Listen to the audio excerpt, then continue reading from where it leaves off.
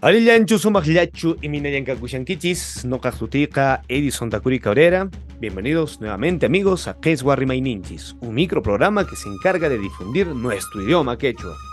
Veamos, tenemos la terminación K. Muy bien, la terminación K se traduce en este caso, o el morfema K se traduce como el que o lo que. Muy bien, esa vendría a ser la traducción en el español.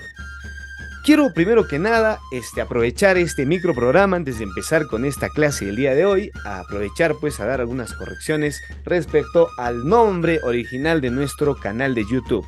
Muchos han buscado con Quichua con la U y hay un error ortográfico ahí, terrible, un error de tipeo. Se llama Quichua Ninchis con Q y H, Quichua Ninchis, así es que detalle aclarado. Muy bien, vamos entonces con la siguiente palabra, warmi.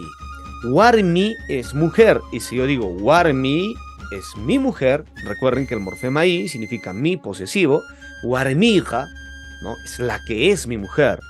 Veamos, manca olla, mancay, mancaica sería la que es mi olla, pero si yo le quito el morfema I, que si es un posesivo, tendría que decir así, mancaca, la que es olla, algo así, ñanca, el que es el camino, huasica, la que es la casa, sencaeca, la que es mi nariz.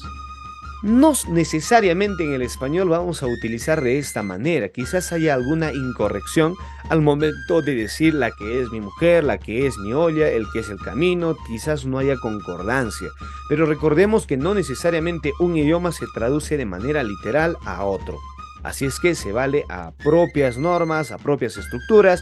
Por eso es que quizás te suena medio raro decir la que es mi mujer, la que es mi olla, la que es el camino o la que es la casa. O simplemente decir pues mi casa, mi camino, mi olla, mi mujer. Entonces no te preocupes, no te alarmes, que eso no tiene nada que ver. La palabra guarmica, mancaica, ñanca, huasica, sincaica sí se utiliza en el idioma quechua. Muy bien, llegamos a la parte final. Nocahuanca tupa kunanchis, tinku kunanchis camaña, jojpiña, hasta parlarizum.